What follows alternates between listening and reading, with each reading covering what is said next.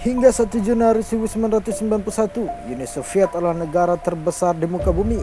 Wilayahnya mencakup hampir 1/6 permukaan daratan bumi, lebih tepatnya seluas 22.400 km persegi. Area sebesar itu dihuni penduduk sebesar 290 juta jiwa dengan beragam etnis, mulai dari Rusia sejumlah 57,78%, Ukraina 15,45%, Uzbek 5,84%, Belarusia 3,51%, Kazakh 2,38%, hingga Armenia sebesar 1,62%. Jangan lupa subscribe dulu guys. Subscribe itu mudah dan subscribe itu gratis.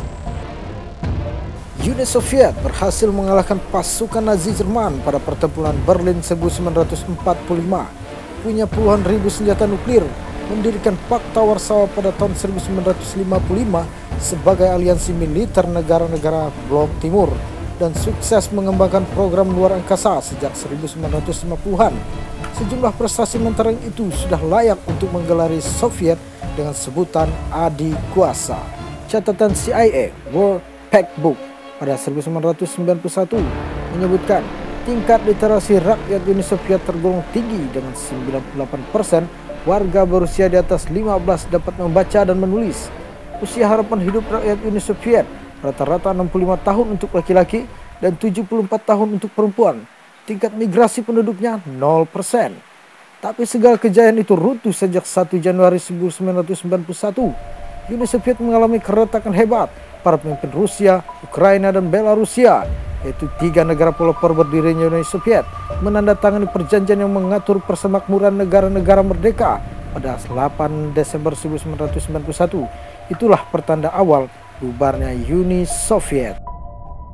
Stasiun televisi Rusia pada tanggal 21 Desember 1991 bahkan memulai program siaran dengan pengumuman, "Selamat malam, inilah beritanya. Negara Uni Soviet kini sudah tidak ada lagi." Demikian berita itu disampaikan. Mikhail Gorbachev memilih mengundurkan diri dari kursi pemimpin tertinggi Uni Soviet di tanggal 25 Desember 1991. Keesokan harinya, pada tanggal 26 Desember 1991, Uni Soviet resmi bubar dengan ditandai pengambil alihan kantor-kantor Uni Soviet oleh pemerintahan Rusia. Untuk sebuah negara adidaya dengan hanya bertahan 70 tahun, yaitu sejak 1922 sampai 1991, jelas merupakan rentang yang pendek. Ada banyak faktor yang memengaruhi bubarnya negara adikuasa itu. Sejak pemimpin revolusi Bolshevik Vladimir Lenin meninggal pada 1924, tampuk kekuasaan Uni Soviet jatuh di tangan Joseph Stalin, di mana masa inilah wajah Soviet lebih banyak berbicara kepada dunia ketimbang masa kepemimpinan singkat Lenin. Seperti dilaporkan BBC, Stalin memilih memperkuat kebijakan sosialisme di satu negara ketimbang revolusi sosialisme di dunia. Ide-ide Stalin kemudian populer di kalangan Partai Komunis Uni Soviet sebagai partai penguasa tunggal. Stalin menggenjot program yang bakal membuat Uni Soviet menjadi negara industri modern. Ia mendorong peningkatan produksi di sektor batubara, minyak, baja, dan lainnya. Stalin juga memodernisasi pertanian dengan cara mengambil alih alat produksi untuk dikelola negara.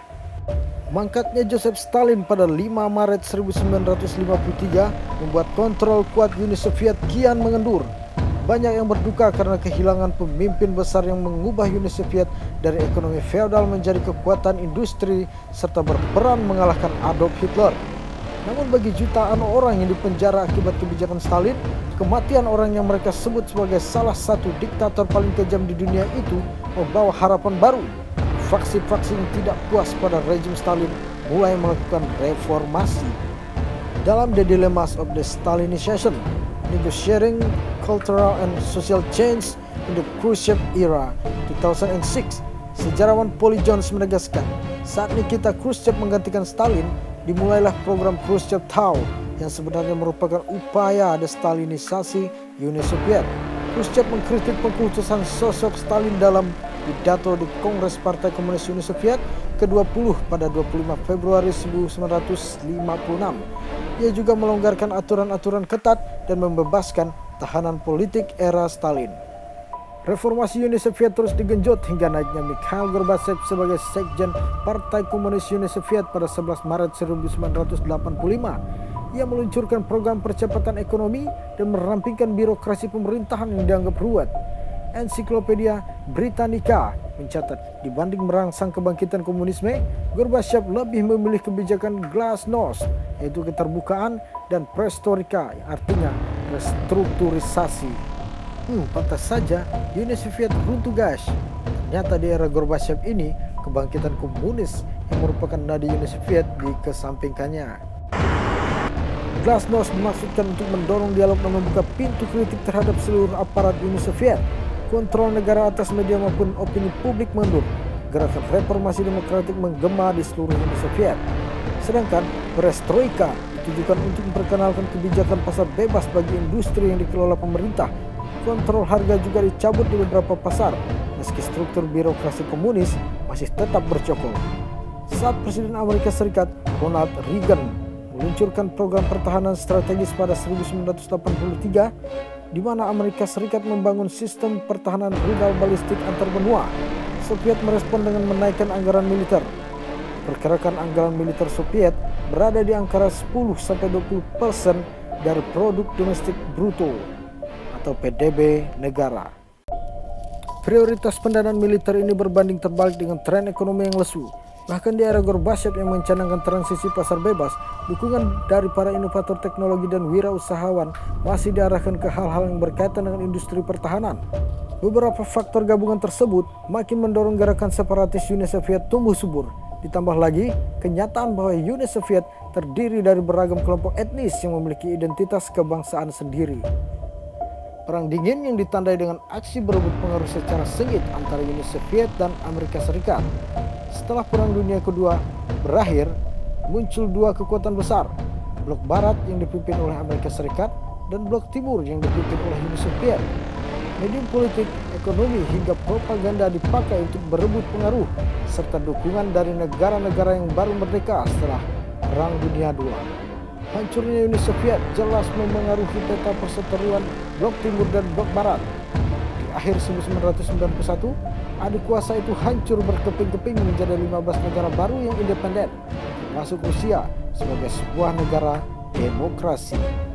Vladislav Zhivkov dalam A Failed Empire, The Soviet Union in the Cold War from Stalin to Gorbachev 2007 menyebut, reformasi Mikhail Gorbachev yang mengakhiri isolasi, membongkar dogma-dogma ideologis, serta menampilkan wajah baru Soviet berakhir dengan kebangkrutan. Momen ini sekaligus dianggap mengakhiri era Perang Dingin. Tetapi sesungguhnya Perang Dingin tidak benar-benar selesai. Uni Soviet runtuh. Rusialah yang berdiri sebagai negara pewaris sisa kejayaannya. Perseteruan Rusia dengan Amerika Serikat dalam bingkai Perang Dingin masih berlanjut. Kedua negara ini masih secara rutin melakukan praktik spionase, yang tak jarang keduanya memergoki aksi tersebut dan saling mendeportasi diplomat, mengusir warga, menangkap agen rahasia, dan lain-lainnya. Demikian seorang informan.